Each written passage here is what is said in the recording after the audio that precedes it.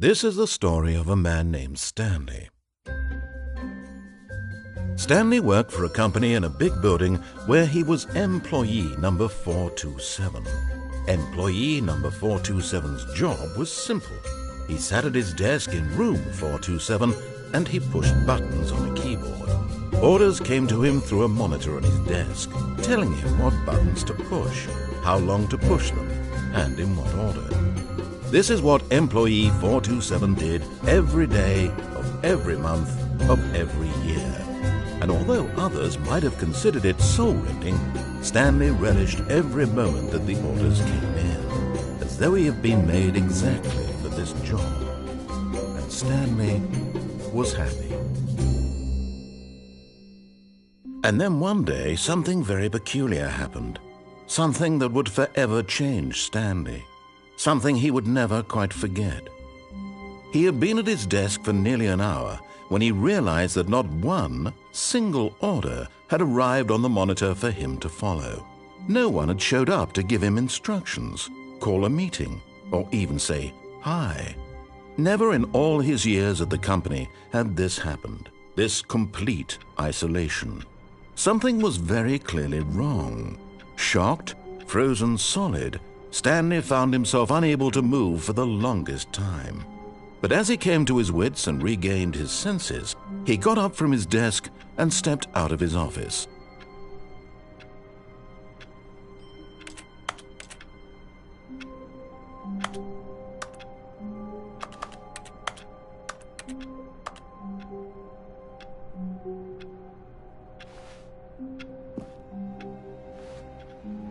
All of his co-workers were gone. What could it mean? Stanley decided to go to the meeting room. Perhaps he had simply missed a memo. No matter how hard Stanley looked, he couldn't find a trace of his co-workers.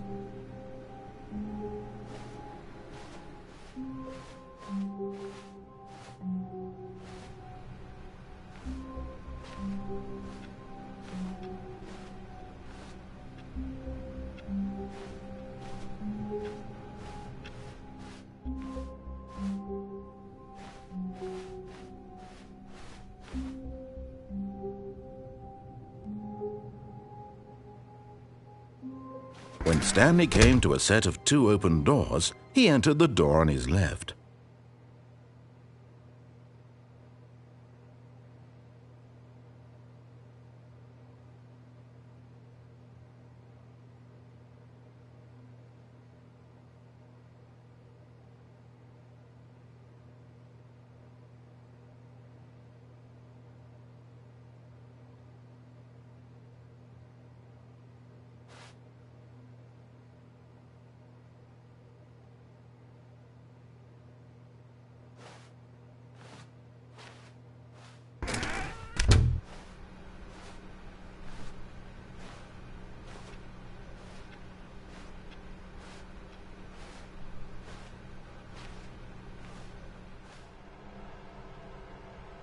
Yet there was not a single person here either.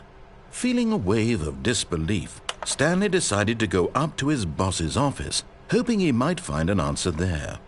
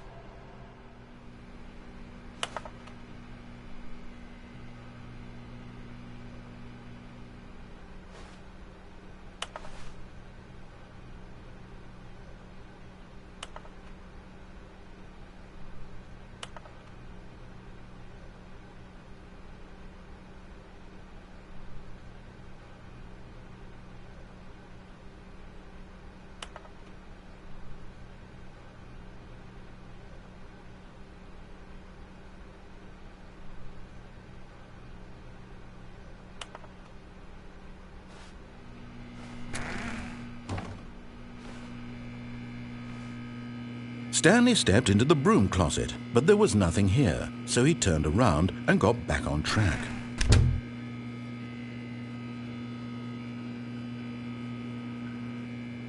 There was nothing here, no choice to make, no path to follow, just an empty broom closet.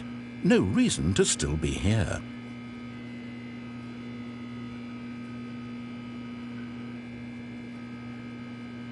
It was baffling that Stanley was still just sitting in the broom closet.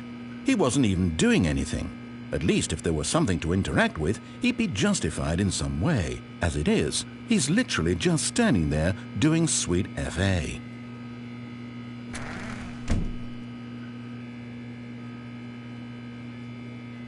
Are you really still in the broom closet?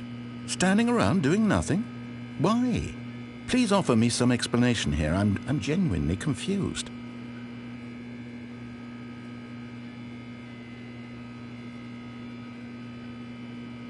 You do realize there's no choice or anything in here, right? If I'd said Stanley walked past the broom closet, at least you would have had a reason for exploring it to find out. But it didn't even occur to me because literally this closet is of absolutely no significance to the story whatsoever. I never would have thought to mention it.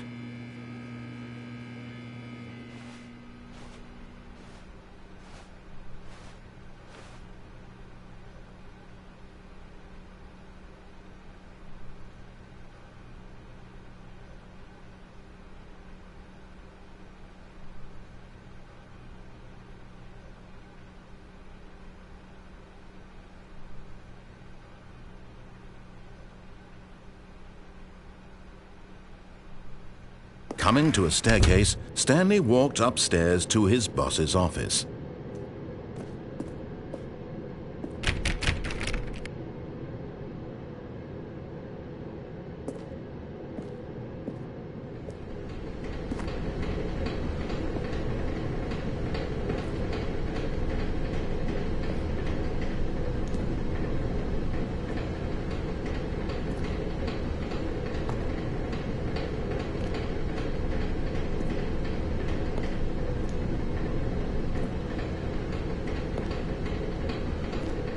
But Stanley just couldn't do it.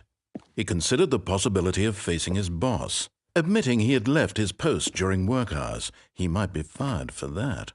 And in such a competitive economy, why had he taken that risk? All because he believed everyone had vanished?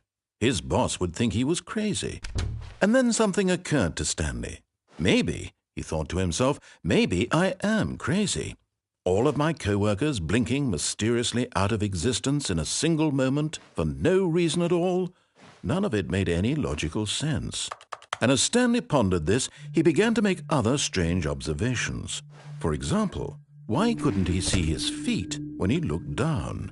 Why did doors close automatically behind him wherever he went?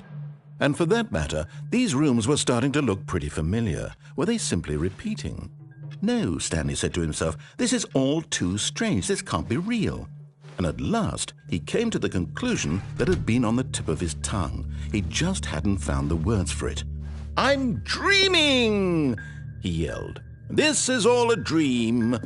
Oh, what a relief Stanley felt to have finally found an answer, an explanation.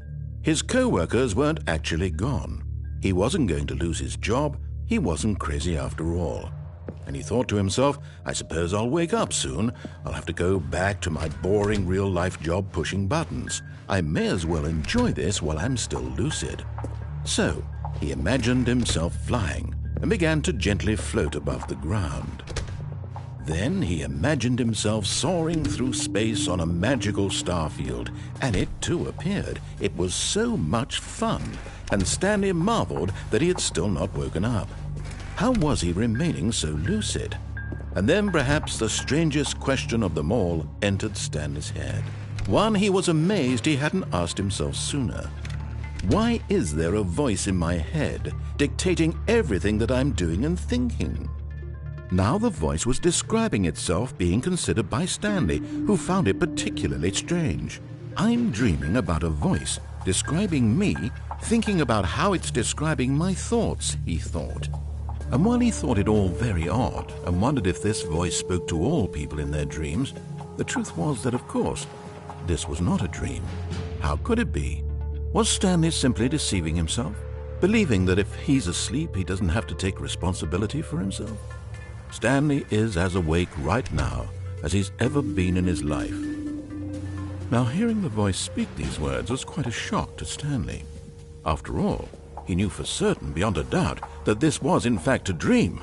Did the voice not see him float and make the magical stars just a moment ago? How else would the voice explain all that? This voice was a part of himself too. Surely, if he could just...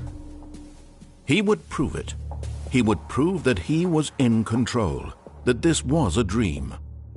So he closed his eyes gently, and he invited himself to wake up.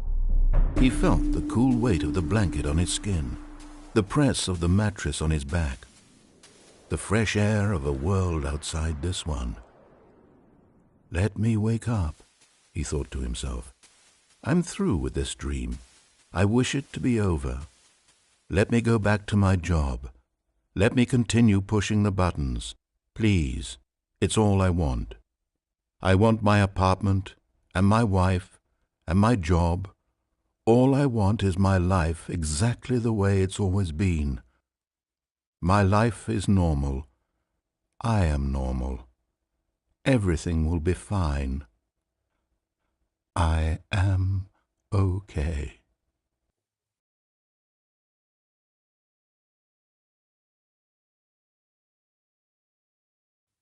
Stanley began screaming. Please, someone, wake me up. My name is Stanley.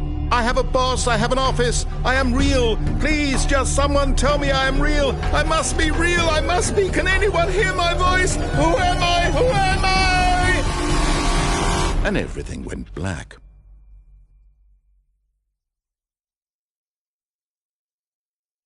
This is the story of a woman named Mariella.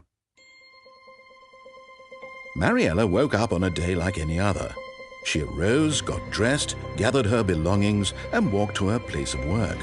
But on this particular day, her walk was interrupted by the body of a man who had stumbled through town talking and screaming to himself, and then collapsed dead on the sidewalk. And although she would soon turn to go call for an ambulance, for just a few brief moments she considered the strange man. He was obviously crazy, this much she knew. Everyone knows what crazy people look like. And in that moment, she thought to herself how lucky she was to be normal. I am sane. I am in control of my mind. I know what is real and what isn't. It was comforting to think this, and in a certain way, seeing this man made her feel better. But then she remembered the meeting she had scheduled for that day. The very important people whose impressions of her would affect her career, and by extension, the rest of her life. She had no time for this, so it was only a moment that she stood there, staring down at the body. And then she turned and ran.